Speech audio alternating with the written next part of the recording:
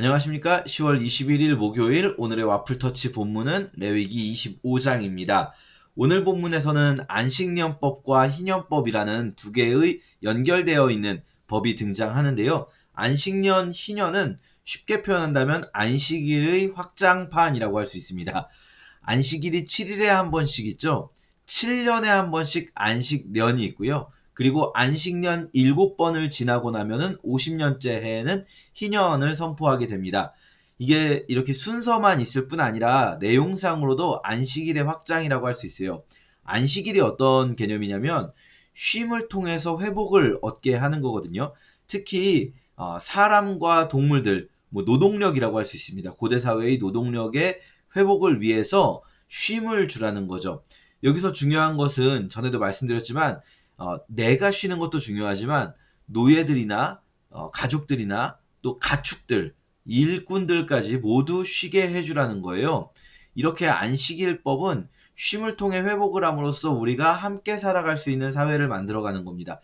사실은 쉬지 않아도 안식일이 없더라도 이게 노예 주인은 살 수가 있어요. 이 사람은 뭐 늘 쉬지 않겠습니까? 노예 주인은 뭐 언제나 쉬겠죠.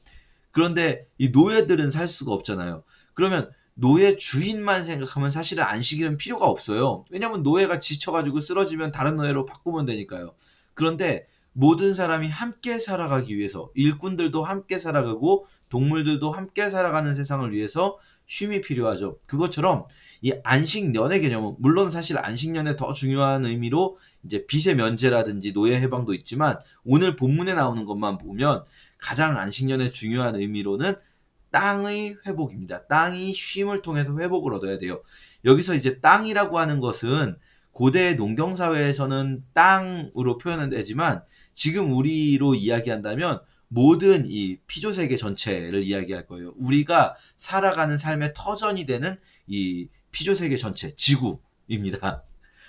우리는 이 지구에서 농사를 지으면서 살죠. 그리고 이 고대 농사를 지으면서 살 때 인간의 입장에서 생각해 본다면은 마음껏 사용하면 되지 않겠는가 생각할 수 있어요. 하지만 그렇지 않습니다. 땅도 회복이 필요하거든요.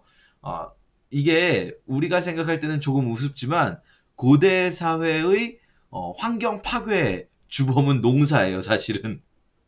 뭐 그런 이야기 예전에 들어보신 적 있을 수 있는데 뭐 조선시대 때의 대기오염의 주범은 말이었다. 말을 너무 많이 타고 다니다 보니까 먼지가 점점 많아졌다.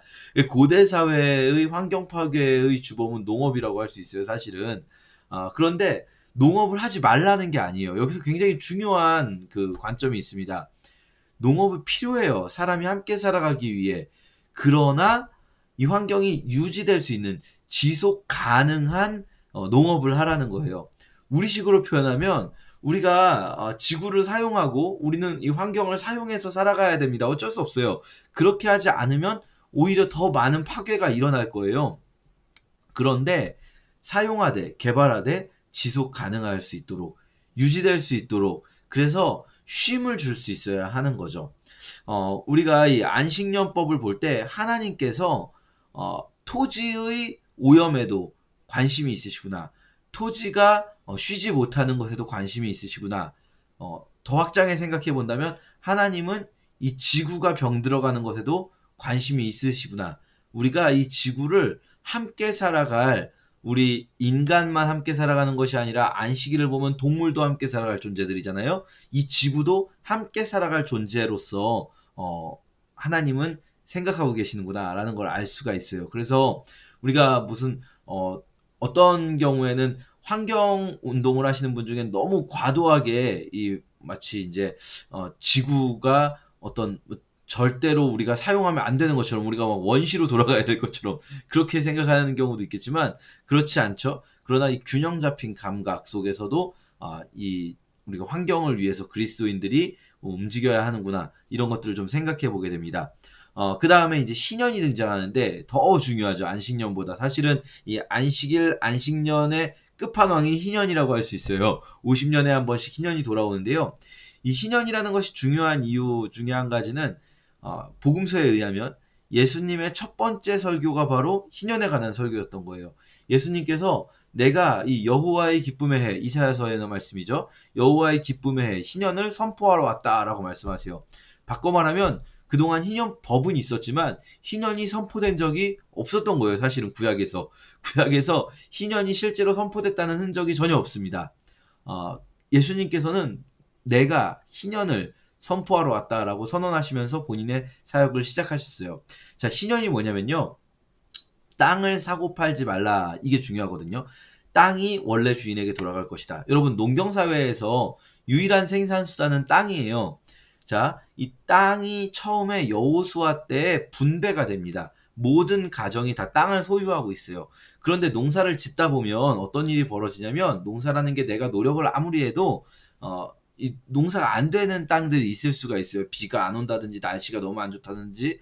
그러면 이제 이 사람들이 올해는 농사를 망쳤다. 그럼 빚을 지겠죠. 내년에 농사 지어서 갚을게.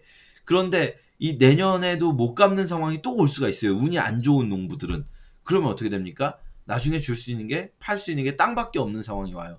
땅을 팔게 되면 그 다음부터 어떻게 될까요? 농사를 지을 수가 없어요. 소작농이 되고 그 다음에 노예가 되는 수밖에 없죠. 점점 이게 땅이 넓은 사람들은 점점 더 많은 생산수단을 가지고 있기 때문에 더 많이 소유하게 될 거예요. 여러분, 부루마블 생각하시면 됩니다. 부루마블에서 땅이 많은 사람이 무조건 이기게 돼 있어요. 땅이 적은 사람은 점점 가난해지고 땅이 많은 사람은 점점 부유해집니다. 이게 이제 고대 사회의 빈부의 격차가 발생하는 메커니즘이라고 할 수 있겠죠. 사실은 이거는 현대도 마찬가지고요. 우리는 지금 현재의 우리 사회가 빈부의 격차가 너무 크다라고 문제의식을 가지고 있는 경우가 많아요. 그래서 어떤 자본주의 또는 자유주의가 빈부의 격차의 원흉인 것처럼 생각하시지만 여러분, 빈부의 격차는 인류의 역사와 함께하고 있습니다. 언제나 있을 수밖에 없어요. 조선시대에 빈부의 격차 없었을까요? 양반과 상놈의 격차 당연히 있었죠.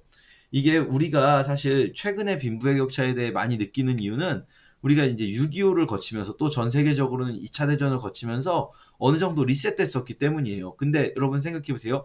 6.25가 지나고 지금 70년 지났습니다. 6.25 지나고 한 50년 정도 지났을 때가 이제 2000년대, 90년대, 2000년대 아니겠습니까?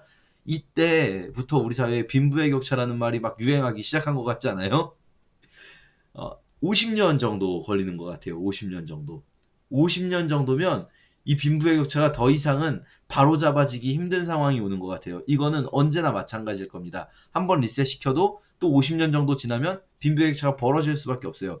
이게 누가 노력을 안 해서가 아니라 열심히 살아도 그런 일이 벌어질 수 있습니다. 그래서 성경은 50년에 한 번씩 희년을 선포하라고 했어요. 근데 희년이 선포된 적이 없어요. 왜냐면 누가 이걸 원하겠습니까? 내가 땅을 이미 많이 소유하고 있는데 미쳤다고 이 땅을 원래 주인에게 돌려주겠어요? 희년이 선포되면 땅이 무조건 다 원래 주인에게 돌아갑니다. 그러니까 이 처음 분배된 그 땅이 유지가 되게 돼 있는 거예요. 모두가 자기 땅을 소유한 상태로 다시 리셋되는 거예요. 그리고 노예들도 다 해방이 되죠. 노예는 물론 안식년에도 해방되지만 희년에 완벽한 노예 해방이 이루어지게 됩니다. 사회 전체가 리셋되는 거예요. 사회 전체가 지속 가능하게 유지될 수 있도록, 그래서 쉼을 얻는 거예요. 희년에는 사회 전체가. 그런데 이게 선포되지 않았는데 예수님께서 말씀하셨어요. 내가 이 희년을 선포하러 왔다. 자, 그러면 우리가 이제 그리스도인으로서 예수님의 제자들로서 예수께서 말씀하신 내가 희년을 선포한다는 건 어떤 의미로 적용이 될까요? 우리 이 예수를 따르는 공동체가 희년의 공동체인 거예요. 사도행전에서 보면 처음 교회는 분명히 이걸 인식하고 있었던 것 같아요. 그래서 교회 안에서 누구도 가난한 자가 없도록 서로 도와주는 것을 당연하게 여겼어요. 사도행전에 나온 초기 예루살렘 교회를 오해하시면 안 되는 게 원시 공산사회가 아닙니다. 예루살렘 교회가 무슨 자기 개인의 소유가 없이 생활한 게 아니고요. 잘 보시면 모든 사람이 자기 사유재산 없이 공유한 것이 아니고 집들과 땅들이 있는 사람들이 그것 중에 일부를 팔아서 그것도 다 내는 게 아니에요. 다 낸 사람 한 명 나옵니다. 그 사람이 바나바죠. 요셉이라는 바나바. 그리고 다 냈다고 거짓말한 사람이 아나니아 삽비라 부부고요. 근데 아나니아 삽비라가 거짓말을 했을 때 베드로가 하는 말을 보면 다 안 내도 되는 거였어요. 다 안 내도 되는데 왜 거짓말했냐 이렇게 말하거든요. 그러니까 이게 어떤 제도적인 공산사회가 아니라 마음으로부터, 그리스도인이 된 자들이 마음으로부터, 내가 여유가 좀 있는 사람들이 어려운 사람들을 돕는 데에 앞장서서 희년의 공동체를 이루었다는 거예요. 오늘날 우리가 어떤 제도적인 희년을 만들 수는 없습니다. 이 희년은 원래 구약 율법상으로는 이제 국가적으로 선포되면 그 해에는 모든 게 원상복귀되는 이 희년이 선포되는 건데, 기독교적인 희년의 개념은 그리스도 공동체가 바로 희년의 공동체로서 어려운 이들을 회복시켜주고, 어떤 뭐랄까요, 땅을 다 판 농부처럼, 땅을 다 팔고 노예가 된 농부처럼 다시 일어날 힘이 없어져 버린 이들을 다시 일어날 수 있도록 지지해주는 공동체가 되는 것, 이것이 우리 개개인으로부터 시작되는 거죠. 우리 개개인 예수를 믿고 예수 그리스도의 길을 따르는 자들로부터 시작될 때, 예수님께서 말씀하신 대로 예수님이 희년을 선포하러 오셨다, 이 말씀이 이루어지는 것이라고 할 수 있어요. 우리가 오늘 이 굉장히 중요한 규정들이거든요. 안식년법과 희년법. 어떤 분들은 이 레위기 전체의 구조 속에서 여기가 이제 핵심이다 라고까지 말씀하실 정도예요. 우리가 잘 보면서 묵상했으면 좋겠습니다. 감사합니다.